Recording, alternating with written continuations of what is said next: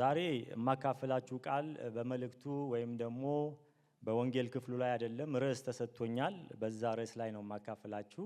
ስለ ቅዱስ ቁርባን ነው አብረን የምንመለከተው። ይህንን የመጽሐፍ ቅዱስ ክፍል የመረጥኩት አንደኛ ቆሮንቶስ ምዕራፍ 11 ከቁጥር 17 እስከ 34 ያለው ቃል ነው። ከዛ በፊት ግን አስቀድሜ በትህትና ይቅርታ የምጠይቃችሁ ምናልባት ከተሰጠኝ ጊዜ በላይ 3 ወይም 4 ደቂቃ ማሳልፍ ከሆነ እንድትታገሱኝ በጌታ ፍቅር ጠይቃለሁ። ይሄ የእምነታችን የህይወታችን የክርስትናችን መሰረት ስለሆነ ትንሽ ሰፋ አድርጌ ለመናገር ስለምፈልግ ለእግዚአብሔር ቃል ክብር ሁላችንም ተነስተን ቆመን እናንብብ ክፍሉን።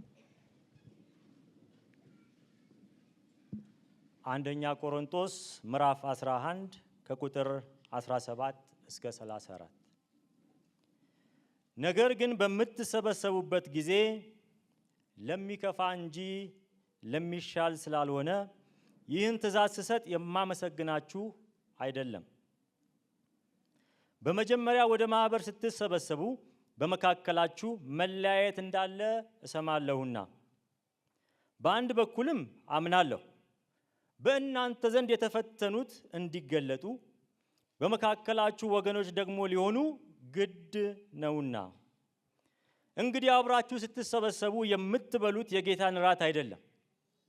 በመብላት ጊዜ እያንዳንዱ የራሱን ራት ይበላልና፣ አንዱም ይራባል፣ አንዱ ግን ይሰክራል።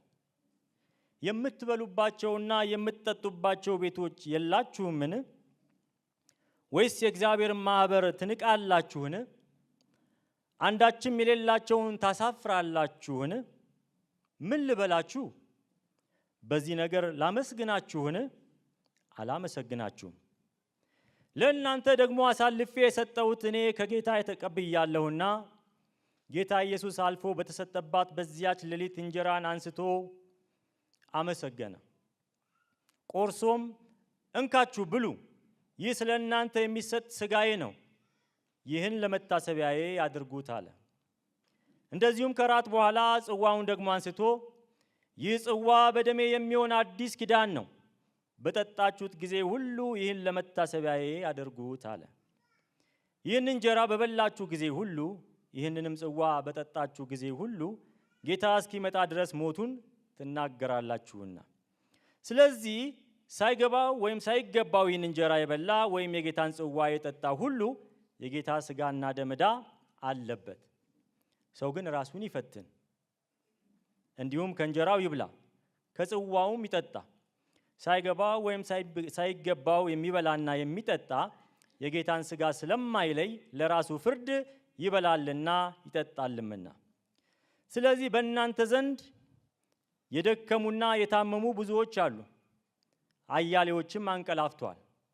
ራሳችንን ብንመረምር ግን ባልተፈረደብን ነበር።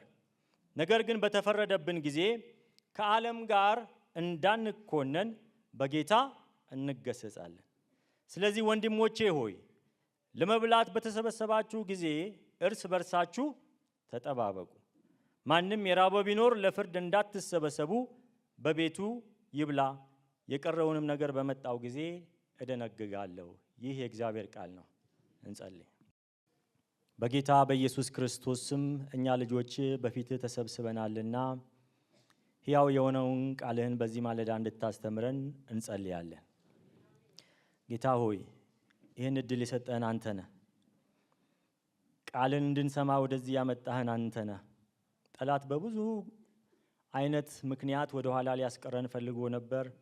መንፈስህ ፍቅርህ አሸንፎን ቃልን ልንሰማ በፊት መጥተናልና በመካከላችን ተገኝተህ ተናገረን።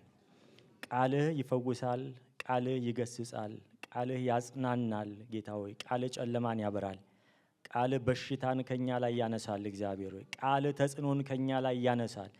ቃልህ እግዚአብሔር ሆይ የዘመኑን ሁሉ ተግዳሮት እንድንሻገር ያግዘናልና ሕያው ቃልህን በኢየሱስ ስም ተናገረን። የምንፈልገውን ሳይሆን ጌታ ሆይ የሚያስፈልገንን ነገር በመንፈስ ቅዱስ አማካኝነት ትናገረን ዘንድ ጉባኤውን እንድትቆጣጠር አደራ ለአንተ አሳልፈን እንሰጣለን። ቃልን እንዳንሰማ የሚዋጋን ክፉ በስም ስልጣን በኢየሱስ ስም የታሰረ ይሁን። እግዚአብሔር ሆይ ቃል በእውነት በውስጣችን ገብቶ ፍሬን እንዳያፈራ አይምሮአችን በተለያየ ነገር የሚጠመዝዝ የቃልን ፍቺ ሊያዛባ የወጣ ክፉ እግዚአብሔር ሆይ ሰራዊቱ ሁሉ በስም ስልጣን በኢየሱስ ስም ይታሰር። አስተማሪያችን ጌታ መንፈስ ቅዱስ አንተ ነህና ቃልን መተርተር የምችል ጌታ አንተ ነህና በእኔ በባሪያ ውስጥ አልፈ ጌታ ሆይ ለእያንዳንዳችን ልባችንን የሚያልፍ ነገር ትናገረን ዘንድ እንጸልያለን። ጊዜው ሁሉ ለክብር የተቀደሰ ይሁን በጌታ በኢየሱስ ክርስቶስ ስም አሜን። እንቀመጣለን። ርዕስ ሰጥቼዋለሁ። ዛሬ የማካፍላችሁ ቃል የሰጠሁት ርዕስ ምንድን ነው? የጌታ እራት ቁርባንም ዝክርም አይደለም የሚል ነው። ደግሜ እላለሁ፣ የጌታ እራት ቁርባንም ዝክርም አይደለም። ምን ማለት ነው የሚለው ነገር እንግዲህ ወደ ውስጥ ስንሄድ እናያለን። ቁርባን ማለት ምንድን ነው? ዝክር ማለት ምንድን ነው? የጌታ እራት ታዲያ ቁርባንም ዝክርም ካልሆነ ምንድን ነው እሱ? ከዛ በስተጀርባስ ያለው ስነ መለኮት ምንድን ነው? ታዲያ እንዴት አድርገን ነው ደግሞ እኛ በአግባቡ የጌታን ስጋና ደም መካፈል ያለብን የሚለውን ነገር አብረን እንድናይ እፈልጋለሁ። መነሻ የምናደርገው የቆሮንቶስን የመጽሐፍ ቅዱስ ክፍል ነው። እንግዲህ በዚህ ክፍል ላይ ሐዋርያው ጳውሎስ በጥንቷ ቤተክርስቲያን ባለችው የቆሮንቶስ ቤተክርስቲያን ለረጅም ጊዜ ቁጭ ብሎ አገልግሏቸው እንደነበረ አስተምሯቸው እንደነበረ እናውቃለን። ወደዚች ከተማ ደግሞ በጣም ብዙ ሰዎች የሚመጡባት የታወቀች የገነነች ከተማ እንደሆነች በባህሏ በሀብቷ እንደዚሁም ደግሞ በየዓመቱ የሚደረግ የተለያዩ ጨዋታዎችና ባህላዊ ክብረ በዓላት የነበሩባት በጣም የተወደደች ከተማ ናት። የቱሪስት መስህብ ያለባት ከተማ ናት። የንግድ ወደብ ናት። በተለያየ ጊዜ ሰዎች ከተለያየ አቅጣጫ የሚጎርፉባት ከተማ ናት። ሁሉንም ነገር የያዘች ጣዖቱንም የያዘች እንደዚሁም የተለያዩ አምልኮ ስርዓቶችን በውስጧ አቅፋ የያዘች ከተማ ነበረች እና በዚች ከተማ ውስጥ ነው ሐዋርያ ጳውሎስ ከአቂላና ከፕሪስቅላ ጋር ለአንድ ዓመት ከ6 ወር ወይም ደግሞ ለአንድ ዓመት ተኩል ሲያገለግል የነበረው። በምኩራብ እየገባ ያስተምር ነበረ። በተለያዩ ቦታዎች እየሄደ ያስተምር ነበረ። ሰዎችን ለክርስቶስ ወንጌል ይማርክ ነበረ። ነገር ግን ሐዋርያው ጳውሎስ ይቺን ከተማ ይቺን ቤተክርስቲያን ጥሎ ከሄደ በኋላ ንፋስ ገባ ወደ ቆሮንቶስ ቤተክርስቲያን። ስርዓት አልበኝነቱ ወደ ቤተክርስቲያን መጣ። መከፋፈል በመካከላቸው ነበረ። የራሳቸውን መሪ እየመረጡ እርስ በርሳቸው የሚለያዩበትን ነገር ያደርጉ ነበር። ቅድስናም እንደዚሁ ጠፍቶ እንደነበረ መጽሐፍ ቅዱሱን በሙሉ ስትመለከቱ አንደኛ ቆሮንቶስ ላይ እናያለን። የጸጋ ስጦታን ከአግባብ ውጪ መጠቀም፣ ያለ አግባብ መደበላለቅ የሚታይባት ቤተክርስቲያን ሆና ነበረ። እንደዚሁም ቅዱሳኖች ለራሳቸው ጥቅም ሲሉ እርስ በርሳቸው ወደ ዓለማዊ ፍርድ ቤት ሄደው የሚካሰሱባት ቤተክርስቲያን ሆና ነበረ። በጣም ደግሞ የሚያሳዝነው እዚህ ምዕራፍ 11 ላይ የምንመለከተው በተለይ የጌታን ስጋና ደም እንደ ክርስቶስ አካል ሆነው በሚካፈሉበት ጊዜ የነበረውን አደጋ ሐዋርያው ጳውሎስ ሰምቶ ነበር። ይሄ በግሪኮ ሮማን ወርልድ በነበሩበት ጊዜ ያኔ ጌታን ሳይቀበሉ አሕዛብ ሆነው እያሉ ያደርጉት የነበረው ያ የድግስ መንፈስ ተከትሏቸው መጣ። ወዴት? ወደ ጌታ ማዕድ። እዚህ ላይ በደንብ አድርጎ ሐዋርያው ጳውሎስ ይናገራቸዋልና ይህን ክፍል በአራት ነው የከፈልኩትኝ። የመጀመሪያው ክፍል የሚገኘው ከቁጥር 17 እስከ 22 ነው። ከዚህ ከቁጥር 17 እስከ 22 ላይ ሐዋርያው ጳውሎስ ያለባቸውን ማህበራዊ ችግር ያለምንም ተጽዕኖ ያለምንም ችግር ቁልጭ አድርጎ ሲናገራቸው እንመለከታለን። ምክንያቱም ጳውሎስ የማንም ግድ የለበትም ወይም ደግሞ በማንም ተጽዕኖ ውስጥ አልነበረም። እዛ በቆየ ጊዜ ከዛም በኋላ ራሱ ድንኳን እየሰፋ አገልግሎቱን የራሱን ሕይወት ይመራ ስለነበረ ወንጌልን ያለምንም መሸቃቀጥ ወንጌልን ያለምንም ችግር እውነተኛውን ነገር ለመናገር አላዳገተው። የማንም ዕዳ ስላልነበረበት ወንጌልን እንዳይናገር የሚያደርገው የሰው ዕዳ ስላልነበረበት ከዚህ ከቁጥር 17 ጀምሮ እስከ 22 ባለው ላይ ማህበራዊ ችግሮቻቸውን በግልጽ ይናገራቸዋል። ከዛ ከቁጥር 23 እስከ 26 ደግሞ ከዚህ ማህበራዊ ችግራቸው የተነሳ የቆሮንቶስ ቤተክርስቲያን የጌታ እራት ታሪካዊ አመጣጥ ምን እንደሆነ ዘንግተዋል። ስነ መለኮታዊ መልእክቱ ምን እንደሆነ ዘንግተዋል። በእነሱ ሕይወት ውስጥ ያለው ምክንያታዊ ወይም ደግሞ በእነሱ ሕይወት ውስጥ ያለው መልእክት ምን እንደሆነ ችላ ስላሉ የጌታ እራት ታሪካዊ አመጣጡንና መለኮታዊ አስተምሮቱን ይናገራቸዋል። ከዛ በኋላ ከቁጥር 27 እስከ 32 ደግሞ አጠቃላይ የሆነ መሪ ይሰጣቸዋል። በአግባቡ የጌታን ስጋና ደም መካፈል የሚፈልግ ሰው የጌታ ስጋና ደም ዕዳ እንዳይኖርበት ማድረግ ያለበት ነገር ምን እንደሆነ፣ ማወቅ ያለበት ነገር ምን እንደሆነ፣ በአግባቡ የጌታን ስጋና ደም ተካፍሎ እግዚአብሔር በዛ ውስጥ የሚሰጠውን በረከትና ሕይወት እንዲያገኙ ማድረግ ያለባቸውን ነገር በግልጽ ይናገርና የመጨረሻ ሁለቱ ቁጥሮች ከቁጥር 33 እስከ 34 ላይ የሱን የመጋቢነትና የሐዋርያነቱን ምክሩን ይለግሳቸውና ይጨርሳል። ስለዚህ ከዚህ ከቁጥር 17 ጀምሮ እስከ 22 ያለው የሚናገረው ነገር ምንድነው? እነኚህ የቆሮንቶስ ቤተክርስቲያን መመስገን የፈለጉ ይመስላሉ። ቁጥር 17ም ላይ ቁጥር 22ም ላይ ሄዳችሁ ስትመለከቱ ታዲያ በዚህ ጉዳይ ላመስግናችሁን ብሎ ሪቶሪካል የሆነ ጥያቄ ይጠይቃቸዋል። መልሱ አላመሰግናችሁም ወይም ደግሞ መልሱ ኔጌቲቭ አሉታዊ የሆነ መልስ እንደሆነ ይታወቃል። ምክንያቱም የቆሮንቶስ ቤተክርስቲያን በዚህ አይነት ውጥንቅጥ ውስጥ ሆነው በዚህ አይነት የእግዚአብሔርን ክብር በሚያጎል መሰባሰብ ውስጥ ሆነው ሐዋርያው ጳውሎስ ሊያመሰግናቸው አልፈለግም። እንዲከበሩ፣ እንዲመሰገኑ፣ ጎሽ የኔ ልጆች ያደረጋችሁን ነገር ጥሩ ነው እንዲባሉ የፈለጉ ይመስላሉ። እንደዚህ ይላል ቁጥር 17 ላይ ነገር ግን በምትሰበሰቡበት ጊዜ ለሚከፋ እንጂ ለሚሻል ስላልሆነ ይህን ትእዛዝ ስሰጥ የማመሰግናችሁ አይደለም። መሰባሰባችሁ የከፋ ነው፣ ባትሰበሰቡ ይሻል ነበረ። በዓለማዊ ሰዎች ለተለያየ ነገር ይሰበሰባሉ፣ አንደኛውን ለይቶላቸዋል። እናንተ ግን የጌታን ስም እየጠራችሁ ክርስቶስን እናመልካለን እያላችሁ ወንጌልን እየተናገራችሁ ይበልጥ ደግሞ በመሰዊያ የቀረበላችሁን የጌታን ስጋና ደም እየበላችሁ መሰባሰባችሁ ለከፋ ሆኗል። በመሰባሰባችሁ ደስተኛ አይደለሁም ነው እያለ ያለው። ምክንያቱም ስትሰበሰቡ ይላል እዛው ቁጥር 18 ላይ ስትሰበሰቡ በመካከላችሁ ምን አለ? መከፋፈል አለ፣ መለያየት አለ። የክርስቶስን አካል ለሁለት ከፍላችኋል፣ ሀብታምና ድሃ ብላችሁ። በማህበር ውስጥ የሚገኝ እያንዳንዱ ሰው የክርስቶስ አካል እንደሆነ፣ የቤተ ክርስቲያን አካል እንደሆነ ዘንግታችኋል። ይህ ሊሆን ደግሞ ግድ ነው ይላል። ይሄ መለኮታዊ ግዴታ እንዳለበት ይናገራል። ይህ ሊሆን ግድ ነበረ። ለምን? በመካከላችሁ ተፈትነው የወጡ አንዳንድ ወንድሞች እንዳሉ እንዲታዩ ነው። ማን እውነተኛ ክርስቲያን እንደሆነ፣ ማን ደግሞ በአፉ እያስመሰለ ጌታን እከተላለሁ እያለ በመካከላችሁ እንዳለ ይገለጥ ዘንድ ይሄ መለኮታዊ ግዴታ ስለሆነ መከፋፈላችሁ አይደንቀኝም። ከቀሎዌ ቤተሰቦች የሰማ ይመስለኛል ሐዋርያው ጳውሎስ የቆሮንቶስ ቤተክርስቲያን ያለችበት ሁኔታ ምን ያህል አደገኛ እንደሆነ ከነሱ መልእክት ሰምቷልና ከዚህ የተነሳ ችግር ውስጥ ነው ያላችሁት እያለ ይናገራል። በመካከላችሁ መለያየት፣ መከፋፈል እንዳለ አምናለሁ። በአንድ በኩልም ደግሞ ይህ እንደሚሆን አምናለሁ። ባልሰማም አምናለሁ። ይህ የእግዚአብሔር መለኮታዊ ግዴታ ስለሆነ በእናንተ መካከል ቁጥር 19 ላይ የተፈተኑ እንዲገለጡ በመካከላችሁ ወገኖች ደግሞ ሊሆኑ ግድ ነውና።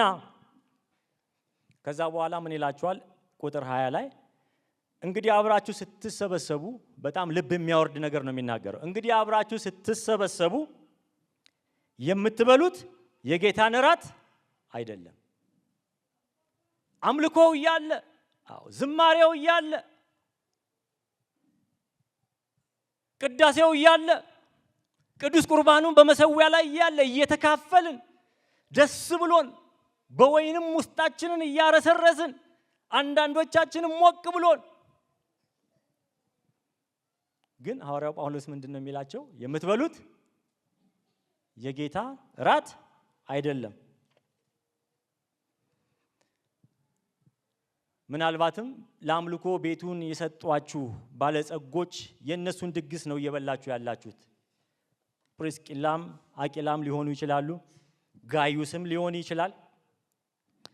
ክሪስፒዮስም ሊሆን ይችላል። እስጢፋኖስም ሊሆን ይችላል። በዛ ጊዜ በአንደኛው ክፍለ ዘመን አምልኮ የሚያደርጉት በቅዱሳን ቤት ውስጥ ነው። ቅዱሳን ለአምልኮ ቤታቸውን ይሰጣሉ። ክብር ለጌታ ይሁን። አሁን ልክ እንደምታደርጉ የሰፈር ህብረት እያደረጋችሁ ነው። ቅዱሳን ለህብረታቸው ቤታቸውን ይሰጣሉ፣ ያመልካሉ። ጥሩ ነው የምታደርጉን ነገር። ይሄ በጣም በጣም መጠበቅ ያለበት ነው። ይበልጥ ዘመኑ እየከፋ በሄደ ቁጥር መሰባሰባችሁን አትተዉ ይላል። በዚህ አገልግሎት የተሳተፋችሁ ጌታ ይባርካችሁ። ያልታቀፋችሁም ታቀፉ። የቆሮንቶስ ቤተክርስቲያን ግን ያለባቸው ችግር ከዚህ የተለየ ነው። ባለሀብቶቹ ቤታቸውን ለዚህ ለአምልኮ ስለሰጡ ቅዱሳን በዛ ስፍራ ስለተሰበሰቡ የጌታ እራቱም የነሱ እራት መሰላቸው። እራቱ ግን የማን ነው? የጌታ ነው። የጌታን እራት ለማን አርጋችኋል? ለራሳችሁ ድግስ አርጋችኋል። ድሮ አሕዛብ እያላችሁ ታደርጉ እንደነበረ በመካከላችሁ መለያየት አለ። ምክንያቱም በዛ በአንደኛ ክፍለ ዘመን የነበረችው ቤተክርስቲያን ስፋቷን ስትመለከቱ ሁለት አይነት ገጽታ ነው ያላቸው። አንደኛው የውስጠኛው ክፍል ነው። ውስጠኛው ክፍል ውስጥ የሚቀመጡ ሰዎች ከ10 እስከ 12 ብቻ ናቸው። ሌላው ውጨኛው ክፍል ነው። ውጨኛው ክፍል ደግሞ ከ25 እስከ 50 ሰዎች የሚቀመጡበት ነው። ስለዚህ በማህበር እንደ ቤተክርስቲያን በቆሮንቶስ ሲሰበሰቡ አቀማመጣቸው ራሱ በማህበረሰብ ውስጥ ያላቸውን ስልጣን የሚገልጽ ነው። ባለጸጋዎቹ ሀብታሞቹ እነሱን ከሚመስሉ ሰዎች ጋር በውስጠኛው ክፍል ነው የሚቀመጡት። በሶፋ ላይ ነው የሚቀመጡት። አልጋ ላይ ነው ለጠጥ ብለው የሚቀመጡት። የሚያስተናግዷቸው አስተናጋጆች አላቸው። ድሃዎቹ ደግሞ ውጪ ነው የሚቀመጡት። ፀሐይ ላይ ሊሆን ይችላል፣ አዋራ ላይ ሊሆን ይችላል።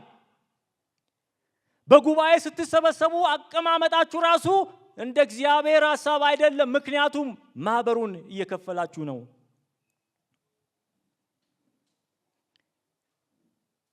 በምትሰበሰቡበት ጊዜ የምትበሉት የጌታን እራት አይደለም፣ የራሳችሁን ድግስ ነው። የጋሽ ከበደን ድግስ ነው እየበላችሁ ያላችሁት። የጋሽ ደቻሳን ድግስ ነው እየበላችሁ ያላችሁት። የሚያስደነግጥ ቃል ነው። እግዚአብሔር ዛሬ እንደዚህ ብለን የምትበሉት የጌታን እራት አይደለም ቢለን እጅግ በጣም ያስደነግጣል። በመብላት ጊዜ እያንዳንዱ የራሱን ምግብ ይበላል ይላል። እዛው ዝቅ ብላችሁ ስትመለከቱ መብላት በመጣ ሰዓት እያንዳንዱ የራሱን ይበላል። ሀብታሞቹ በኳሊቲም በመጠንም በጥራትም ጥሩ የሆነ ምግባቸውን አውጥተው አብረው አንድ ላይ ይበላሉ። ድሃዎቹ ውጭ ያሉት ግን ብዙ ጊዜ ታሪክን ስትመለከቱ የሚበሉት ነገር የላቸውም። ምንም ሳይበሉ ይራባል ነው የሚለው። እየበሉ መራብ የለም፣ አይበሉም ነበረ። ምክንያቱም በብዛት ባሪያዎች ነበሩ። የነዚህ ባለጸጋዎች አገልጋዮች ነበሩ። የሆነ መጽሐፍ ሳነብ እንደውም አንዳንዶቹ አገልጋዮች ከሌላ ቦታ የሚመጡትን ባለጸጋዎች ሰረገላ እየገፉ እየተሸከሙ እየጎተቱ የሚመጡት ባሪያዎቹ ነበሩ። ግን ለአምልኮ አንድ ላይ ተሰብስበዋል። በመብላት ሰዓት ባለጸጋዎቹ በደንብ አድርገው በርገራቸውን ይገምጣሉ ማለት ነው በዛሬ አባባል። ወይም ደግሞ ላዛኛቸውን አውጥተው በደንብ አድርገው ይበላሉ፣ ይጠግባሉ፣ ቁንጣን ይዛቸዋል። ሌላው ግን ተርቦ ቁጭ ብሎ ፍርፋሪ ይጠብቃል። እነሱ በልተው ሲተርፋቸው ነው የተረፈ ነገር ካለ ፍርፋሪው ውጪ ላለው ሕዝብ የሚሰጠው። ከዛ ዝቅ ብሎ በመብላት ሰዓት ሁሉም የየራሱን ይበላልና ካለ በኋላ አንዱ ይራባል፣ ሌላው ደግሞ ምን ይሆናል? ይሰክራል። የሰከረ ሰው ምን መላለሁ? እነኛን ድሃዎች ምናልባትም እየተሳደቡም ሊሆን ይችላል። የሰከረ ሰው አይምሮን መቆጣጠር አይችልም። ሌላው ይራባል። እንደ ማህበር ነው የተሰበሰባችሁት፣ እንደ ጉባኤ ነው የተሰበሰባችሁት፣ እንደ ክርስቶስ አካል ነው የተሰበሰባችሁት። የተራቡት ቁጭ ብለው የእናንተን ፍርፋሪ ቁጭ ብለው ሲጠብቁ፣ እናንተ ግን በልታችሁ ጠግባችሁ ቁንጣን ይዟችሁ ያንን የጠገበ ሆዳችሁን ደግሞ ለማንሸራሸር ምን ጠጥታችኋል? ወይን ጠጥታችኋል። ከዛ ምን ሆናችኋል? ሰክራችኋል። እኔ በተወለድኩበት አካባቢ አንድ የሆነ በጣም በመስከር የሚቸገር ሰው ነበረና ይሰክርና ቱቦ ውስጥ ይወርቃል። ይሄ ውሃ ፍሳሽ ምናምን ያለበት ቱቦ ውስጥ ይወርቅና እዛ ሆኖ እኔ ነኝ ጀግና ይላል። ከሱ በላይ ሰው እንደሌለ ሌሎቹን ሁሉ በቃ ዝቅ አድርጎ እኔ ጀግና ነኝ ይላል። ያለው ግን ያን የት ነው? ቱቦ ውስጥ ነው ያለው። ከዛ ሳይሰክር ተናግሮ የማያውቀው እንግሊዘኛ ይመጣለታል። ቮካብለሪውን ሄዳችሁ ዲክሽነሪ ላይ ብትፈልጉም እኮ አታገኙትም። የራሱን ይፈጥራል። ሰክሯል። ጉባኤውን አቃለዋል። ድሆቹን እንዴት እያዩአቸው እንዳለ በዚህ ክፍል ላይ ማየት ትችላላችሁ። ስለዚህ አላመሰግናችሁም። የምትበሉባቸውና የምትጠጡባቸው ቤቶች የላችሁምን? ቁጥር 22 ላይ ቤታችሁ በልታችሁ አትመጡም ወይ? ቤታችሁ ጠጥታችሁ አትመጡም ወይ? ይህን በማድረጋችሁ ምን አድርጋችኋል ነው የሚላቸው። የምትሰበሰቡ ቤቶች የላችሁ ምን ካለ ወይስ የእግዚአብሔርን ማህበር ምን ትላላችሁ? ትንቃላችሁን? እግዚአብሔር ከዚህ ይጠብቀን። አሜን። የማንን ማህበር ትንቃላችሁ? የእግዚአብሔር። ለካ ማህበሩ የማን ነው? ቤቱን የሰጠው ባለጸጋ አይደለም፣ ባለቤት አለው። ራስ የሆነው ክርስቶስ ነው። ደሙን በመስቀል ላይ አፍስሶ የዋጃት ቤተክርስቲያን ለካ የክርስቶስ ነች፣ የራሱ ነች። ስለዚህ ይህን በማድረጋችሁ የእግዚአብሔር ማህበር ንቃችኋል፣ አንዳች የሌላቸውንም ደግሞ ምን አድርጋችኋል? አሳፍራችኋል። ስለዚህ ምን ልበላችሁ? የራሱ ይጠይቃችኋል። ምን ልበላችሁ? በዚህ ነገር ላመስግናችሁ አላመሰግናችሁም ብሎ ይናገራል። ለምን? ድሆችን ንቃችኋል፣ የእግዚአብሔር ማህበር አቃላችኋል። ድሮ በጌታ ሳትሆኑ እንደነበረው አይነት ድግስ ነው አሁንም እየበላችሁ ያላችሁት። ይሄ የጌታ እራት ያለውን ስነ መለኮታዊ እውነትና ያለውን ስነ መለኮታዊ ኃይል አላወቃችሁትም ይልና ወደ ሁለተኛው ክፍል ይሄዳል። ሁለተኛው ክፍል ቅድም እንዳልኳችሁ የጌታ እራት ታሪካዊ አመጣጡንና ስነ መለኮታዊ ተአምሩን ወይም ሚስጥርነቱን ይነግራቸዋል። አረ ይሄ የሰጧችሁ ባህል፣ ይሄ የሰጧችሁ ኃላፊነት፣ ይሄ የሰጧችሁ ህግ የሰው ፍልስፍና አይደለም፣ የሃይማኖት ስራ አይደለም። ዝም ብለን በቀላሉ ለትውስታ፣ ለትዝታ፣ ለመታሰቢያ፣ ለዝክር የምናደርገው ነገር አይደለም። ይሄንን አደራ የተቀበልኩት ከማን ነው? ከራሱ ከጌታ ከኢየሱስ ክርስቶስ ተቀብያለሁ ነው የሚለው ጳውሎስ። ታሪካዊ አመጣጡም እንደዚህ ነው።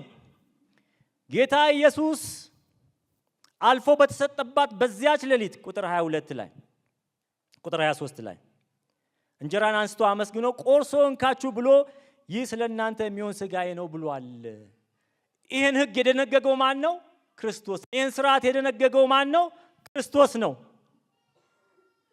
የፋሲካ በዓል ሊበሉ ሲሉ ጌታ ኢየሱስ ክርስቶስ ደቀ መዛሙርቱን ልኮ ጴጥሮስና ዮሐንስን የፋሲካን በዓል እንድናከብር ሂዱና ስፍራ አዘጋጁልኝ ብሎ ወደዛ ከገባ በኋላ ጌታ አልፎ በተሰጠባት በዛች ሌሊት ይህን ስርዓት ለደቀ መዛሙርቱ ሰጣቸው።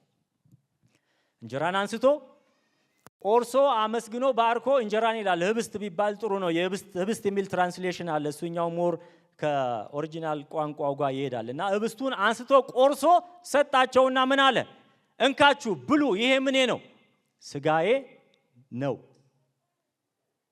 ሥጋዬን የሚወክል ነው አላለም።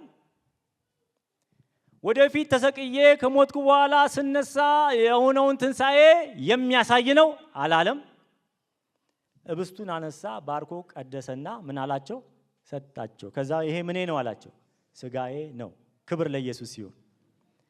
ይሄን በግሪኩ ሰዋሰው ሄዳችሁ ስትመለከቱ የተጠቀመበት ሙድ የተለያዩ ሙዶች አሉ። ኢንዲኬቲቭ ሙድ ነው። ኢንዲኬቲቭ ሙድ አለ፣ ኦብታቲቭ ሙድ አለ፣ ኢምፐራቲቭ ሙድ አለ፣ ሰብጀነክቲቭ ሙድ አለ። ግን ኢየሱስ ክርስቶስ እዚህ ጋር የተናገረው በኢንዲኬቲቭ ሙድ ነው። ፕሬዘንት ኢንዲኬቲቭ አክቲቭ ነው። ኢንዲኬቲቭ ሙድ ማለት ደግሞ ፋክት የሆነ ነገር ብቻ ነው የተናገረው። ምናልባት ለአንዳንዶቻችሁ ምን እንደሆነ ግልጽ ላይሆን ይችላል። በኢንዲኬቲቭ ሙድ የተጠቀሰ ቋንቋ ምን ማለት ነው? ፋክት ነው፣ እውነት ነው፣ የማይቀየር ነው፣ ጀነራል ትሩዝ ነው። ፀሐይ በምስራቅ ትወጣለች የሚለው ነገር መቼም አይቀየርም። ጌታችን ኢየሱስ ክርስቶስ ዳቦውን አንሶ ቆርሶ ሲሰጣቸው ይህ ሥጋዬ ነው አላቸው። አይ ጌታ ሆይ ተሳስተሃል፣ አንተ ማለት የፈለግከው እኮ ይህ ሥጋ ይወክላል ማለት ነው፣ የሥጋዬ ምሳሌ ነው ማለት ነው ብለን ኢየሱስን ለማስተካከል ብዙ ጊዜ እንሞክራለን። ጌታ ግን አይሳሳትም። ሃሌሉያ። ይሄ ሥጋዬ ነው ካለ ሥጋው ነው የምንበላው የምንጠጣው። ይሄ ሰዋዊ በሆነው አመክኗችን ሪዝን አውት አድርገን ምላሽ ለመስጠት አንሞክርም። ለምን? ክርስቶስ ያለው እናምናለን። ይሄ ሥጋዬ ነው ካለ ሥጋው ነው። በምንበላው ህብስት ውስጥ በምንጠጣው ወይን ውስጥ፣ ወይን ነው የሚለው መጽሐፍ ቅዱሳችን፣ ቪምቶ አይልም፣ ወይን ነው የሚለው። በምንጠጣው ቪምቶ ውስጥ ጌታችን ኢየሱስ ክርስቶስ በመንፈስ ሳይሆን በምን? በአካል አለ። ክብር ለኢየሱስ ይሁን። ለምን? እሱ ራሱ ይሄንን ተናግሯልና እንካችሁ ብሉ ጠጡ፣ ይሄ ስለናንተ የሚሰጥ የሚቆረስ ምኔ ነው? ስጋዬ ነው። ስለዚህ የጌታን ስጋና ደም ስንበላና ስንጠጣ እውነተኛ የክርስቶስ ኢየሱስ ስጋና ደም እንደምንበላ እንደምንጠጣ ማመን አለብን። ያ ማለት ወይኑ በማጂክ ወደ ክርስቶስ ደም ይቀየራል፣ ህብስቱ ደግሞ በማጂክ ወደ ክርስቶስ ስጋ ይቀየራል ማለት አይደለም። ወይኑ ወይንነቱን ኤሌመንቱን ሳይቀይር፣ ህብስቱም ህብስትነቱን ኤሌመንቱን ሳይቀይር ጌታችን ኢየሱስ ክርስቶስ እንደተናገረው የተስፋ ቃሉ በወይኑ ውስጥ ከወይኑ ጋር ከዳቦው ጋር አብሮ አለ። ክብር ለጌታ ይሁን። ለዚህ ብዙ ማስረጃዎች ልሰጣችሁ እችላለሁ። እና ክርስቶስ ኢየሱስ ለኛ የተሰጠው ሞቶ ተሰቅሎ ከተነሳ በኋላ አይደለም። ክርስቶስ ለኛ የተሰጠው ስጋን ከለበሰ ጊዜ ጀምሮ ክርስቶስ ለኛ የተሰጠ ነው። ስለዚህ ጌታ ምን አለ? ይሄ ስጋዬ ነው፣ ይሄ ደሜ ነው ሲል ምሳሌ ነው አላለም። ፈጽሞ ይሄ ስጋዬ ነው ያለው። ያም ቢሆን ኖሮ ሌሎችን ሙዶች ይጠቀም ነበር። ይሄ ግን ፋክት የሆነ ነገር ስለተናገረ የሚበሉትና የሚጠጡት ነገር የክርስቶስ ስጋና ደም እንደሆነ ይናገራል። ከዛ በኋላ ምን አላቸው? እንካችሁ ብሉ፣ ይህ ስለ እናንተ የሚሆን ስጋዬ ነው፣ ይህንንም ለምን ያደርጉት ይላል? ለመታሰቢያዬ አድርጉት። ይህንን ያለው ኢየሱስ ክርስቶስ ነው። ምን ማለቱ ነው? ለመታሰቢያዬ አድርጉት ማለት የግሪኩን ቃል ሄዳችሁ ስትመለከቱ አናምኔሲስ ይላል።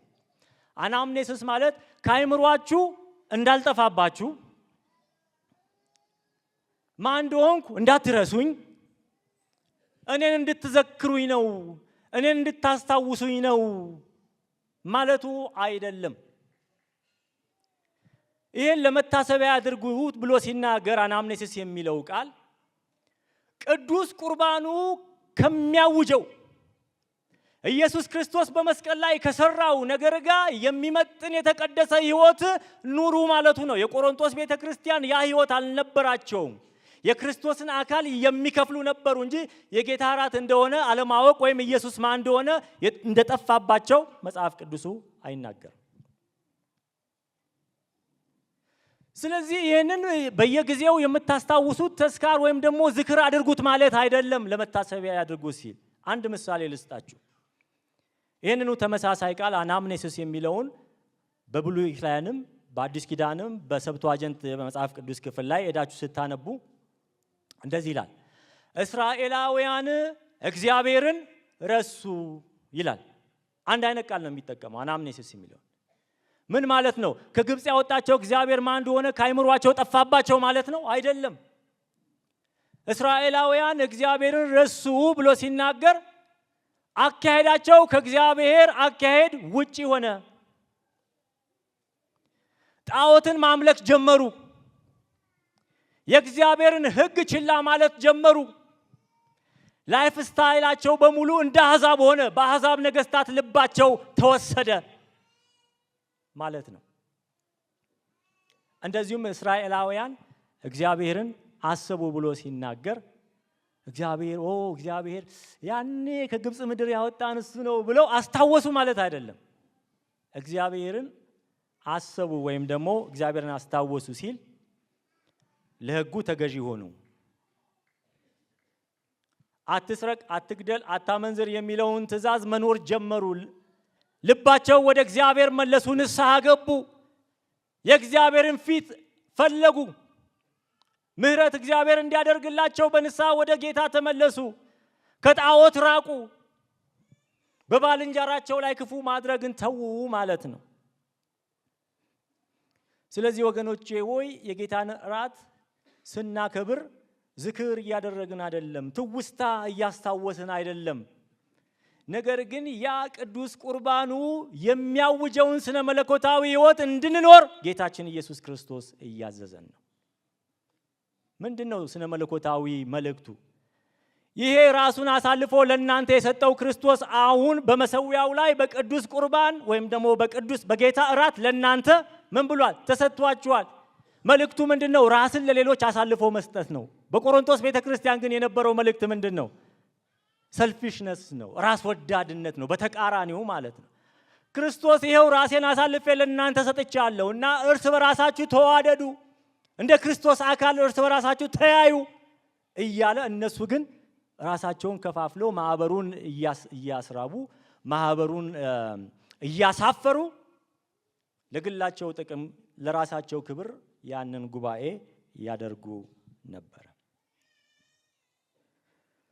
እንደዚሁም ምን ይላል ዝቅ ብሎ ቁጥር 25 ላይ እንደዚሁም ከራት በኋላ ጽዋውን ደግሞ አንስቶ ይህ ጽዋ በደሜ የሚሆን አዲስ ኪዳን ነው። ክብር ለኢየሱስ ይሁን። ለመታሰቢያ የሆነ ምግብ ኪዳን ሊሆን አይችልም። ለዝክር የሆነ ምግብ ምን ሊሆን አይችልም? ኪዳን ሊሆን አይችልም። ኪዳን ማለት ምን ማለት ነው? በደም የተሳሰረ የማይለያይ ለዛም ከክርስቶስ ጋር ነው ኪዳን የምናደርገው። ለብዙዎች ሄዳችሁ ማቴዎስ ወንጌል ላይ ሄዳችሁ ስትመለከቱ ማቴዎስ ምዕራፍ 26 ቁጥር 28 ላይ ለብዙዎች የኃጢአት ማስተሰረያ ይሆን ዘንድ የፈሰሰ የአዲስ ኪዳን ምንድነው? ደሜ ነው፣ ኪዳን ነው። ዝም ብሎ ተራ ምግብ ቢሆን ወይም ደግሞ ዝም ብሎ ለዝክር ቢሆን የምናደርገው አንደኛ ኪዳን ሊሆን አይችልም። ሁለተኛ ደግሞ የኃጢአት ስርየት ሊሰጥ አይችልም። ጌታ ኢየሱስ ግን ምን አለ? ለብዙዎች የኃጢአት ማስተሰረያ የሚፈስ አዲስ ኪዳን ነው። ክብር ለኢየሱስ ይሁን። የምንበላው እውነተኛ የክርስቶስ ስጋና ደም ስለሆነ ቃል ኪዳናችንን ከእግዚአብሔር ልጅ ከኢየሱስ ክርስቶስ ጋር እናድሳለን። የምንበላው እውነተኛ የክርስቶስ ስጋና ደም ስለሆነ የኃጢአት ይቅርታ እናገኝበታለን። ለዚህ ነው በርዕሴ ላይ የጌታ እራት ቁርባንም ዝክርም አይደለም ያልኩት። ለምን ኢየሱስ ቁርባን የሚለውን ትንሽ ነገር ልናገር፣ ለምን እንደዛ እንዳልኩት። ቁርባን አስተምሮም ወይም ስነ መለኮቱ ምንድነው? ካህኑ በመሰዊያው ጋር መጥቶ የእግዚአብሔርን ቃል እያነበበ ክርስቶስን ለእግዚአብሔር መስዋዕት እያደረገ ማቅረብ ማለት ነው። ስለዚህ ቅዱስ ቁርባን ቁርባን ነው ብለን እኛ የማናምንበት ምክንያት ለምንድን ነው? ካህኑ በመሰዊያ ላይ ሆኖ ክርስቶስን ለእግዚአብሔር ፍሬሽ የሆነ ሳክሪፋይስ በየእሁዱ እያደረገ ነው የሚል ስነ መለኮት የለንም። እንደውም ኢየሱስ ክርስቶስ ራሱ ነው፣ እግዚአብሔር ራሱ ነው ልጁን ልኮ ለኛ ምን ያደረገው? የሰጠው። የቁርባን ስነ መለኮት ምንድነው? ቄሱ ሁሉ ጊዜ ለእግዚአብሔር ያንን መስዋዕት እያደረገ ክርስቶስን ያቀርባል ማለት ነው። ነገር ግን በተቃራኒው ነው። በእኛ አስተምሮ በመጽሐፍ ቅዱስ ስንመለከት እግዚአብሔር ነው ያንን የክርስቶስን ስጋና ደም የሰጠን። ከዚህ የተነሳ የጌታ እራት ቁርባንም አይደለም ዝክርም አይደለም። የጌታ እራት እኛ ለእግዚአብሔር የምንሰዋው ጉባኤውና ካህኑ አንድ ላይ ሆነው በመሰዊያ ላይ ክርስቶስን ዳግም ለእግዚአብሔር የምናቀርብበት አይደለም። ያ ነው ቁርባን ማለት ትርጉሙ ራሱ። የምንበላው የክርስቶስ ስጋና ደም ለትውስታ አይደለም፣ ለትዝታ አይደለም፣ ሙት ዓመቱን እያወጣንም አይደለም። ዝክር እኮ የሞተን ሰው ምን ለማድረግ ነው? ለማስታወስ ነው። ጥሩ ነው። ያ የሞተን ሰው ለማስታወስ የድሮውን ትዝታ እያሰቡ እግዚአብሔርን ለማመስገን ጥሩ ነው። ያ በአግባቡ ስንጠቀመው። ጌታችን ኢየሱስ ክርስቶስ ግን ታሪኩ ከመቃብር በላይ ነው። በሕይወት ያለ ጌታ ነው። ክብር ለኢየሱስ ይሁን። ስለዚህ የምንበላውና የምንጠጣው የጌታ ስጋና ደም እውነተኛ የክርስቶስ ስጋ፣ እውነተኛ የክርስቶስ ደም ነው። እኛ ለእግዚአብሔር የምንሰዋው ቁርባን ሳይሆን እግዚአብሔር ለኛ መስዋዕት አድርጎ የሰጠን እውነተኛ የክርስቶስ ኢየሱስ ስጋና ደም ነው። የኃጢአት ማስተሰረያ የሆነ እንደሆነ እንመለከታለን። ለዚህ ነው ዮሐንስ ወንጌል ምዕራፍ 6 ቁጥር 54 ላይ ሄዳችሁ ስትመለከቱ ስጋዬን የሚበላ ደሜንም የሚጠጣ ምን አለው? የዘላለም ሕይወት አለው። ማን ያለው ይሄንን? ጌታችን ኢየሱስ ክርስቶስ ራሱ ነው ያለው። ስጋዬን የሚበላ ደሜንም የሚጠጣ የዘላለም ሕይወት አለው። አንዳንዶች ምን ይላሉ? አረ ይሄ ክፍል እኮ የተነገረው በቅዱስ ቁርባን ኮንቴክስት አይደለም እና ስለዚህ ስጋው ቃሉ ነው፣ ወይኑ ደግሞ መንፈሱ ነው። የለም፣ መጽሐፍ ቅዱስ ላይ እንደዚህ አይነት ማብራሪያ የለም። እንደውም በዛው ክፍል ላይ ሄዳችሁ ስትመለከቱ አንዳንዶች መጡና ኢየሱስ ክርስቶስን ይሄማ ከባድ አስተምሮ ነው፣ እንዴት ሰውን እንበላለን እኛ ብለው ብዙ ደቀ መዛሙርት ጥለውት ሄዱ ይላል ኢየሱስ ይሄን ስለተናገረ። ከዛ በኋላ ኢየሱስ ክርስቶስ ምን አላቸው? ደቀ መዛሙርቱንም ዞር አለና እናንተ መሄድ ትፈልጋላችሁን? ምን አሉ እነሱ? ካንተ ወደ ማን እንሄዳለን? አንተ የዘላለም የሕይወት ቃል አለ። ግራ እንደገባቸው ኢየሱስ ስላወቀ ስሙኝ ቅድም የነገርኳችሁ ትምህርት ሰው ስጋዬን ካልበላ ደሜን ካልጠጣ የዘላለም ሕይወት የለውም ብያችኋለሁ አይደለ? ይሄው ትርጉሙ፣ ይሄው ኢንተርፕሬቴሽኑ። ስጋዬ እውነተኛ መብል ነው፣ ኢየሱስ ጌታ ነው። ደሜ እውነተኛ መጠጥ ነው። ስጋዬ ቃሉ ነው፣ ወይኑ ደግሞ መንፈሱ ነው አላለም። እዛው ላይ ትርጉም ሰጥቷል። ስጋዬ እውነተኛ መብል ነው፣ ደሜም ደግሞ እውነተኛ መጠጥ ነው ብሎ ኢየሱስ ተናገረ። ከዛ በኋላ መጨረሻ ላይ ምን አለ? ይህን እንጀራ በበላችሁ ጊዜ ሁሉ ይህንንም ጽዋ በጠጣችሁ ጊዜ ሁሉ የጌታችን የኢየሱስ ክርስቶስን ምጽአቱን፣ የሱን ሞት፣ የሱን ትንሣኤ ምን ትላላችሁ? ታውጃላችሁ። አራት ነገር የክርስቶስ ኢየሱስ ስጋና ደም እውነተኛ የክርስቶስ ስጋና ደም ስለሆነ አራት ነገር ያደርጋል። በዚህ ክፍል ላይ እንዳየ ነው። አንደኛ የኃጢአት ስርየት ይሰጣል። ሁለተኛ ከእግዚአብሔር ጋር አዲስ ኪዳን የምናደርግበት፣ አዲስ ኪዳን የሆነበት። አሮጌው ኪዳን በእንስሳ ደም የሚቀርብ ነበረ። ያንን ሰውን ፍጹም ስለማያደርግ ወደ ሰዎችን ወደ እግዚአብሔር ስለማያቀርብ ኢየሱስ ክርስቶስ መጣና አዲስ ኪዳን አደረገ። በዚህ አዲስ ኪዳን ግን እሱ ያቀረበው የዋኖሶችን ወይም ደግሞ የኮርማዎችን ደም ሳይሆን የራሱን ደም ነው። ስለዚህ አዲስ ኪዳን አድርጌያለሁ። በምን ላይ የተመሰረተ? በደሜ ላይ የተመሰረተ የዘላለም ሕይወት የሚሰጥ የኃጢአት ስርየት የሚሰጥ ነው። እንደዚሁም ደግሞ እዚህ ላይ እንደምንመለከተው አዲስ ኪዳን ነው።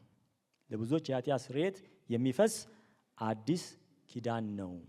ከዛስ በኋላ እንደዚሁም ደግሞ ሞትን የሚያውጅ ነው፣ ትንሣኤን የሚያውጅ ነው። ክርስቶስ ዳግም እስከሚመጣ በተሰበሰባችሁ ጊዜ ሁሉ በአግባቡ የጌታን ስጋና ደም በወሰዳችሁ ጊዜ ሁሉ የክርስቶስን ሞቱን፣ ትንሣኤውን ትናገራላችሁ።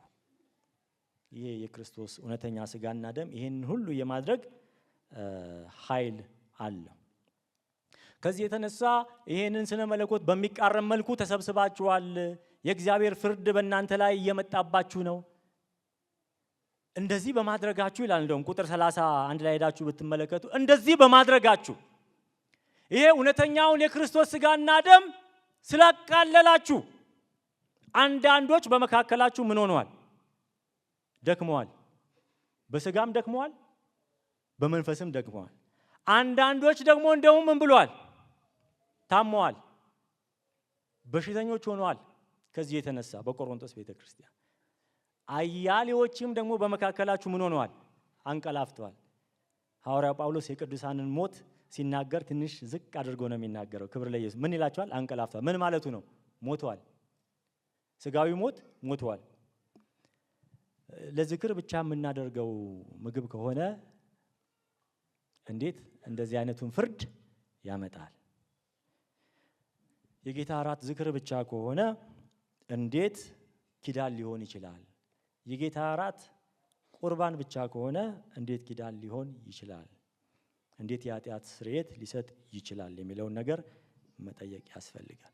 ስለዚህ እንደዚህ ከሆነ እንደዚህ አይነት አደጋ የሚያመጣ ከሆነ ምን ማድረግ አለብን? እንተወው አይደለም። ሐዋርያው ጳውሎስ እዚህ ጋር በአግባቡ የጌታን ስጋና ደም እንዴት መውሰድ እንዳለባቸው ከቁጥር 23 እስከ 32 ላይ በሶስተኛው ክፍል ላይ ይናገራል። ምን ይላል? ስለዚህ ሳይገባ ወይም ሳይገባው ይህን እንጀራ የበላ ወይም የጌታን ጽዋ የጠጣ ሁሉ የጌታ ስጋና ደም ዕዳ አለበት። ተመልከቱ፣ ምን አለበት? ዕዳ አለበት። ለምንድን ነው ዕዳ ያለበት? ዝም ብሎ ለመታሰቢያ የሚበላ ምግብ ስላልሆነ አደገኛ ነገር ነው። ከአግባብ ውጪ ሰው ከወሰደው ባለ ዕዳ ይሆናል። ባለ ዕዳ የሚያደርገው ለምንድን ነው? እውነተኛ የክርስቶስ ስጋና ደም ስለሆነ ነው። ክርስቶስ እንደ ተስፋ ቃሉ በዛ ስለሚገኝ ነው። እዚህ ላይ ያለው የአማርኛ ቃል ሳይገባ ወይም ሳይገባ የሚል ሁለት አሻሚ ቃል አለው። ነገር ግን የግሪኩን ቃል ሄዳችሁ ስትመለከቱ ያለ አግባብ የጌታን ስጋና ደም የበላ የሚል ትርጉም አለው።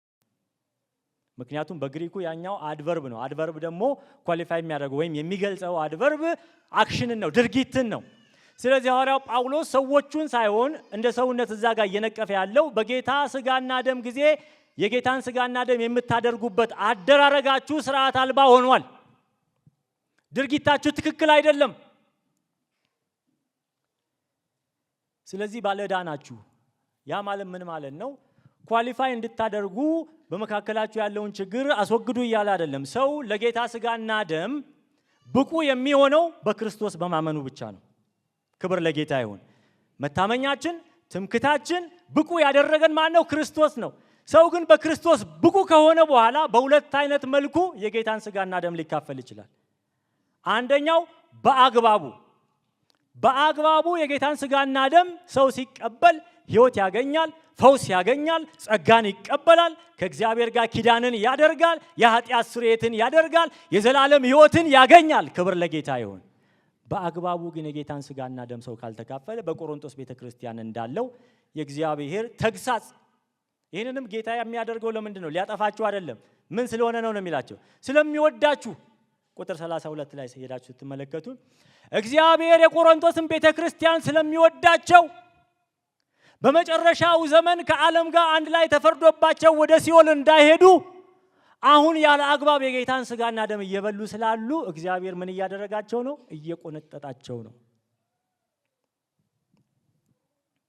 እየገሰጻቸው ነው፣ ወደ ራሱ እየመለሳቸው ነው። ምክንያቱም ዝም ካላቸው ጳውሎስ እየሄዱ ያ የጌታ እራት ብለው የሚሰበሰቡበት ቤተ ክርስቲያን ምን ሊሆን ይችላል? ናይት ክለብ ሊሆን ይችላል። ክርስቶስን ማመናቸው ሊተዉ ይችላሉ። ከዛ የተነሳ ከዓለም ጋር አንድ ላይ ተፈርዶባቸው ወደ ሲኦል ሊገቡ ይችላሉ። ስለዚህ በአግባቡ የጌታን ስጋና ደም ብሉ፣ አለበለዚያ ዕዳ አለባችሁ ይልና ቁጥር 28 ላይ ሰው ግን ራሱን ይፈትን፣ እንዲሁም ከእንጀራው ይብላ ከጽዋውም ደግሞ ይጠጣ፣ አለበለዚያ ባለ ዕዳ ናችሁ፣ ተጠያቂ ናችሁ፣ ፍርድ አለበት።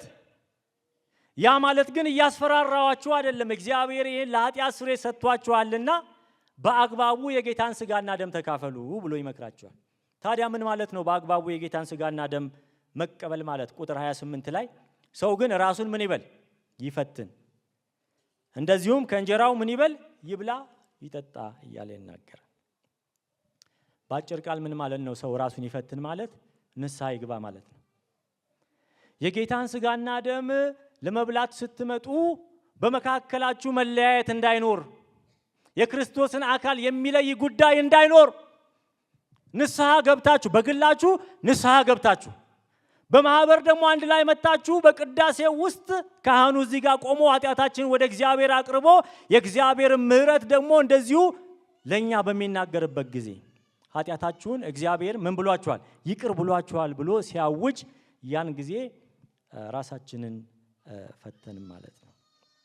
ሰው ግን ራሱን ይፈትን ሲል ባጭር ቃል ንስሐ ግቡ፣ በግላችሁም ንስሐ ግቡ። እንደዚሁም ከፈለጋችሁ አንድ ሰው የምትወዱት የምታምኑት አንድ ካህን ወይም አንድ አገልጋይ ሄዳችሁ ኃጢአታችሁን ተናግራችሁ ከእግዚአብሔር ምሕረትን እንዲያውጅላችሁም ካስፈለገ አድርጋችሁ በማህበር ደግሞ መጣችሁ በጉባኤ አንድ ላይ በእግዚአብሔር ፊት ንስሐ ገብታችሁ በእግዚአብሔር ጸጋ ላይ ተደግፋችሁ በእግዚአብሔር ምሕረት ላይ ተደግፋችሁ እግዚአብሔር ሆይ እኔ ኃጢአተኛ ነኝ ይቅር በለኝ ብላችሁ ራሳችሁን ፈትናችሁ ወደ ጌታ ማዕድ ኑ። ለዚህ ነው ለሕፃናትኛ ቅዱስ ቁርባን የማንሰጠው፣ ሕፃናት ራሳቸውን የሚፈትኑበት የእድሜ ለቨል ላይ ስላልሆኑ። ከዛ ቁጥር 29 ላይ ሄዳችሁ ስትመለከቱ የጌታን ስጋና ደም ስለማይለዩ መቼ ሕፃናት ያንን ያደርጋሉ የሚለው አከራካሪ ጉዳይ ቢሆንም፣ ነገር ግን ሰው ምን ይበል? ከመብላቱ በፊት ራሱን ይፈትን። ለምንድን ነው ራሱን የሚፈትነው? የሚበላው የክርስቶስ ኢየሱስ እውነተኛ ስጋና ደም እንደሆነ ማመን ማወቅ አለበት። አለበለዚያ የጌታ ስጋና ደም ባለ ዕዳ ስለሚሆን የምንበላው የዘላለም ሕይወት እንደሚሰጠን ከእግዚአብሔር ጋር ኪዳን እንደምናደርግበት አምነን ያ ቅዱስ ቁርባኑን የሚመጥን ሕይወት እየኖርን እንድንመላለስ ጌታ ስለሚፈልግ፣ ስለዚህ አለማመናችሁን፣ አለማመስገናችሁን፣ መከፋፈላችሁን፣ ራስ ወዳድነታችሁን ያለ አግባብ አንዱ ሲራብ ሌላው የምትሰክሩበትን ነገር አቁሙ ነው የሚላቸው። ለእኛ ደግሞ አፕሊኬሽኑ ምንድን ነው? ስነ መለኮታዊ መልእክቱን በመረዳት በማወቅ በማመን መምጣት አለብን። የክርስቶስ ኢየሱስ እውነተኛ ስጋና ደም እንደሆነ፣ የኃጢአት ስርየት እንደሚሰጠን፣ የዘላለም ሕይወት እንደሚሰጠን፣ ከክርስቶስ ጋር የምንታረቅበት ኪዳን እንደሆነ፣ አለበለዚያ ባለ ዕዳ ትሆናላችሁ ስለሚል ከዛ በኋላ ቁጥር 31 ላይ ራሳችንን ብንመረምር ግን ባልተፈረደብንም ነበር። ነገር ግን በተፈረደብን ጊዜ ከዓለም ጋር እንዳንኮነን በጌታ ምን እንላለን? እንገስጻለን። አሁን ጌታ እየገሰጻችሁ ያለው ስለሚወዳችሁ ነው። ከዓለም ጋር እንዳትጠፉ ነው። ወደ ጌታ እንድትመለሱ ነው። ግን ይህን የጌታን ስጋና ደም በአግባቡ እየተካፈላችሁ ስላልሆነ አሁን ባለዕዳ ትሆናላችሁ ይላችኋል። እግዚአብሔር አምላካችን ይርዳን። አሜን። ወደ ጌታ ማዕድ ስንቀርብ በፍጹም ትህትና በንስሐ እግዚአብሔር ይርዳን ብለን በምህረት የበደሉንን ይቅር ብለን የበደልናቸውንም ይቅርታ ጠይቀን በግላችንም ቅድም እንዳልኳችሁ አንድ መንፈሳዊ የነፍስ አባት አላልኳችሁም፣ ግን መንፈሳዊ አባት ቢኖረንም ጥሩ ነው። እኔ አለኝ መንፈሳዊ አባት ምለው ሰው አለኝ ሄጄ ማማክረው። ልክ እንደዛው መንፈሳዊ አባት ኖሮን ችግራችንን ያለብንን እንደዚህ በእኛ ላይ ተጽዕኖ ያደረገ ከአይምሯችን ውስጥ ያለ የሚወቅሰንን ነገር በፊቱ ለምናምነው ለዚህ ቄስ ተናግረን እግዚአብሔር አምላክ ጸልዮልን እሱ እግዚአብሔር አምላክ የሚሰጠን ምሕረት እንዲያውጅልን ያስፈልጋል። እንደዚሁ ደግሞ በማህበር መተን ጌታ ኢየሱስ ክርስቶስን አብረን ይቅርታ ጠይቀን ምሕረትን ጠይቀን እንድንካፈል ጌታ ያዘናል ማለት ነው። ስለዚህ ሰው ግን ራሱን ይፈትን፣ ከእንጀራውም ይብላ እንደዚሁም ከጽዋው ይጠጣ እያለ ይናገራል። ስለዚህ እግዚአብሔር ይህን ዛሬ የሚናገረን ምንድነው? በአግባቡ የጌታን ስጋና ደም እንድንካፈል አጠቃላይ የሆነ መርህ ሐዋርያው ጳውሎስ በዚህ ክፍል ላይ ይሰጣቸዋል። ከዛ ቁጥር 33 ላይ ጨርሻለሁኝ። ስለዚህ ወንድሞቼ ሆይ ለመብላት በተሰበሰባችሁ ጊዜ እርስ በርሳችሁ ምን በሉ? ተጠባበቁ። ተጠባበቁ የሚለውን የግሪኩን ቃል ሄዳችሁ ስትመለከቱ እርስ በርሳችሁ ተቀባበሉ፣ ተዋደዱ። ምክንያቱም የቆሮንቶስ ቤተክርስቲያን የመጠባበቅ ጉዳይ አይደለም። ተጠባብቀው ነው የሚበሉት፣ ችግር የለባቸውም። የግሪኩን ትራንስሌሽን ግን ስትመለከቱ ወንድሞቼ ሆይ ለመብላት በተሰበሰባችሁ ጊዜ ሁሉ እርስ በርሳችሁ ተዋደዱ። አንዱ ሌላውን መመልከት ያለበት በክርስቶስ ነው። ሰውን ሁሉ ማወቅ ያለበት በክርስቶስ ነው። በሚነዳው መኪና፣ በሚቀባው ሽቶ፣ በሚለብሰው ልብስ አይደለም ሰው የሚለካው። ሰው የሚለካው የእግዚአብሔር አምሳል በሱ ላይ ስላለ ነው። ክብር ለኢየሱስ ይሁን። ሐዋርያ ጳውሎስ ሲናገር ሰውን ሁሉ በማናቃለው አለ በክርስቶስ። በተለይ በጌታ ስንሆን ሰውን የምናይበት መነጽራችን ሁሉ ያ በቀራንዮ መስቀል ላይ የፈሰሰለትን የክርስቶስን ደም እንዲሆን እግዚአብሔር ይርዳን። አሜን። ስለዚህ ጥያቄዎች ጠይቄ እጨርሳለሁ። የምንበላው የጌታችን የኢየሱስ ክርስቶስ ስጋና ደም እውነተኛ የክርስቶስ ስጋና ደም ነው። ጌታችን ኢየሱስ ክርስቶስ በአካል እንደ ተስፋ ቃሉ ከምንበላውና ከምንጠጣው ነገር ጋር እንደሚገኝ ይሄን ማመን አለብን። ስለዚህ ዝም ብሎ ለዝክር የምናደርገው ከሆነ እንዴት የቆሮንቶስ ቤተክርስቲያን ውስጥ መቅሰፍት አመጣባቸው? እንዴት በቆሮንቶስ ቤተክርስቲያን ውስጥ የኃጢአት ስርየት እንደሚሰጥ የዘላለም ሕይወት እንደሚሰጥ ቃል ኪዳን ከእግዚአብሔር ጋር የምናደርግበት የጸጋ መሳሪያና ሚስጥር ሊሆን ይችላል የሚለውን ጥያቄ በውስጣችን ሄደን እንድናስብ እፈልጋለሁ። ስለዚህ የጌታን ራት በሁለት አይነት መልኩ መውሰድ አለ ብያችኋለሁ። አንደኛው በአግባቡ የጌታን ስጋና ደም ንስሐ ገብተን በእግዚአብሔር ፊት ስንቀርብ የኃጢአት ስርየትና ይቅርታን ይሰጠናል። ህብረታችንን ያንጽልናል። በሽታን ከኛ ላይ ያርቅልናል። ከክርስቶስ ሞትና ትንሣኤ ጋር እንድንተባበር ያደርገናል፣ ያጽናናናል፣ ህይወታችንን ያድስልናል። ክብር ለእግዚአብሔር ይሁን። ስለዚህ ለሰው በተፈቀደለት መልኩ ደግሞ ከመለኮት ሙላት ባህሪው ምን እንሆናለን? ተካፋዮች እንሆናለን። አንደኛ ጴጥሮስ ላይ ጴጥሮስ የሚለው ያንን ነው። ከመለኮት ሙላት ባህሪው ምን ሆነን? ተካፈለን። ምክንያቱም ስንበላ ክርስቶስን ስጋውን ብቻ አይደለም የምንበላው። በነገራችን ላይ ኢየሱስ ክርስቶስ ምንድን ነው? እውነተኛ አምላክ ነው፣ እውነተኛ ደግሞ ሰው ነው። ስለዚህ ስንበላ ሰውነቱን ለይተን ብቻ አይደለም የምንበላው። ክርስቶስ አንድ ነው፣ አይነጣጠልም። ስጋና መለኮቱ አንድ ላይ ናቸው። ስንበላ ክርስቶስ የሥላሴ ሁለተኛ አካል የሆነው ክርስቶስን ነው የምንበላው። ስለዚህ ለሰው በተፈቀደለት መልኩ ከመለኮት ሙላት ባህሪው ተካፋዮች እንሆናለን። ለምን? የምንበላው እውነተኛ የሆነውን የክርስቶስን ስጋና ደም ስለሆነ ነው። ያለ አግባብ ግን የምንበላ ከሆነ ያ ማለት ምን ማለት ነው? መታሰቢያ ብቻ ነው፣ የዘላለም ሕይወት አይሰጥም፣ ክርስቶስ የሚገኘው በመንፈስ ብቻ ነው፣ በአካል አይገኝም የሚለውን አስተምሮ ተቀብለን የምንወስድ ከሆነ ያለ አግባብ እየበላን ነው። ለዚህ ነው የእኛ ቤተ ክርስቲያን ቅዱስ ቁርባንን ካህናቱ ህዝቡ መጥተው እንዲወስዱ ከማወጃቸው በፊት የቤተ ክርስቲያናችን ቆራቢ አባል የሆናችሁ ብቻ ወደ ጌታ ማዕድ ቅረቡ የሚል። ክብር ለኢየሱስ ይሁን። ስለዚህ ኢየሱስ በአካል እንደሚገኝ በማያምኑ ኢየሱስ ክርስቶስ በዚህ ውስጥ የዘላለም ሕይወት እንደሚሰጥ በማያምኑ፣ የኃጢአት ይቅርታ እንደሚሰጥ በማያምኑ፣ ኪዳን እንደሆነ በማያምኑ፣ ፍርድ እንዳለበት በማያምኑ ጉባኤ ቅዱስ ቁርባን መካፈል የጌታን ሥጋና ደም ያለ አግባብ መካፈል ነው። እግዚአብሔር ይርዳንና በአግባቡ ተካፍለን የእግዚአብሔርን በረከት እንድንቀበል ጌታ ይርዳን። ጊዜው አጭር ስለሆነ ከዚህ በላይ አይደለም። እንጸልይ እስቲ ለጥቂት ደቂቃ በእግዚአብሔር ፊት በዚህ ላይ እንድንጸልይ እፈልጋለሁ።